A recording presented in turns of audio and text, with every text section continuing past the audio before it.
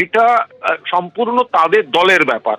এখন বিজেপির কার কার সঙ্গে কবে কার ঝগড়া হবে আর কার কার সঙ্গে কবে কে বৈঠকে বসবেন সেটা আমাদের আলোচ্য বিষয় নয়। এই বিজেপি বাংলার মানুষকে বকেয়া টাকা দেয় না, বাংলা ভাষাকে অপমান করে, মনীষীদের নামটুকু উচ্চারণ করতে পারে না, এবং বাংলা ভাষা বললে অন্য রাজ্যে হ্যারাস করে, পিটিয়ে মেরে ফেলে, বাংলাদেশে পাঠিয়ে দেয়। এবার এদের নিজেদের মধ্যে ঝগড়া ছিল, দিলীপ ঘোষকে কোণঠাসা করেছেন সুকান্ত মজুমদাররা, নিজেদের মধ্যে ঝগড়া ছিল। এই ঝগড়া ছিল, এই ঝগড়া আছে, এই ঝগড়া ভবিষ্যতেও থাকবে।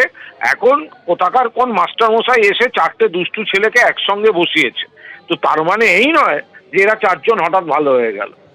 বাংলাতে একটা প্রবাদ আছে, মরণকালে হরিনাম, আপনারা শুনেছেন। বিজেপির মরণকালে এখন দিলীপ নাম, আমি এইভাবেই দেখছি।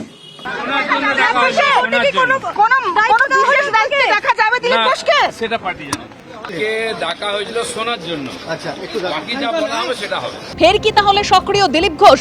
জল্পনা বাড়িয়ে অমিত শাহ তিনি এবার বৈঠক করলেন। শ্রমিক ভট্টাচার্য, শুভেন্দু অধিকারী, সুকান্ত মজুমদারের সঙ্গে অমিত শাহর এই বৈঠক, যেখানে দিলীপ ঘোষ উপস্থিত ছিলেন। বৈঠকে বিজেপির রাজ্য পর্যবেক্ষক সুনীল বানসাল, ভূপেন্দ্র যাদব, বিপ্লব দেবও ছিলেন। 26-এর ভোটে কি দায়িত্ব তা পার্টি বলবে, প্রতিক্রিয়া দিয়েছেন দিলীপ ঘোষ।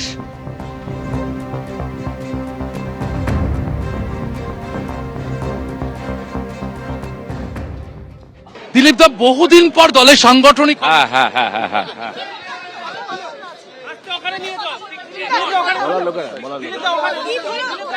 কথা বলছিলাম দিলীপ ঘোষের সঙ্গে, তিনি মন্তব্য করতে চাইছেন।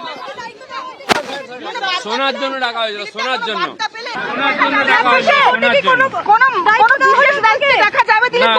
সেটা পার্টি জানে, কে ডাকা হয়েছিল শোনার জন্য। আচ্ছা, বাকি যা বলা হবে সেটা হবে।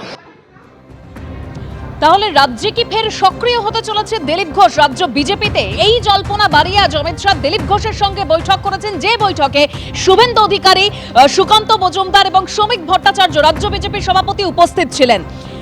এবং সেই বৈঠক থেকে অর্থাৎ কার কি দায়িত্ব সেটা একেবারে তিনি স্পষ্ট করে দিয়েছেন। তিনি বিধায়কদের যেরকম বলছেন যে সক্রিয় হতে হবে নিজেদের এলাকায়, সেরকম সাংসদদেরও তিনি একই বার্তা দিয়েছেন। আর এ নিয়ে তৃণমূলের রাজ্য সহ সভাপতি জয়প্রকাশ মজুমদার কি বলেছেন শোনাবো আপনাদের। বাংলাতে একটা প্রবাদ আছে, মরণকালে হরিনাম, আপনারা শুনেছেন। বিজেপির মরণকালে এখন দিলীপ নাম, আমি এইভাবেই দেখছি। সল্টলেকের হোটেলে যেখানে তিনি বৈঠক করেছেন, অর্থাৎ কেন্দ্রীয় স্বরাষ্ট্রমন্ত্রী বৈঠক করেছেন দলীয় সাংসদ বিধায়কদের নিয়ে, এবং যারা হেরে গিয়েছেন তারাও সেখানে উপস্থিত ছিলেন। প্রত্যেককে তাদের নিজেদের কাজ একেবারে বুঝিয়ে দিয়েছেন কেন্দ্রীয় স্বরাষ্ট্রমন্ত্রী অমিত শাহ, কারণ সামনেই বিধানসভা নির্বাচন। এবং তার স্পষ্ট বক্তব্য, গতকালই যিনি যেটা স্পষ্ট করে দিয়েছেন যে এবার পশ্চিমবঙ্গে বিজেপির সরকার আসবে, 2/3 সংখ্যা গরিষ্ঠতা নিয়ে বিজেপি ক্ষমতায় আসবে, সেটা মানুষ ঠিক করে ফেলেছেন।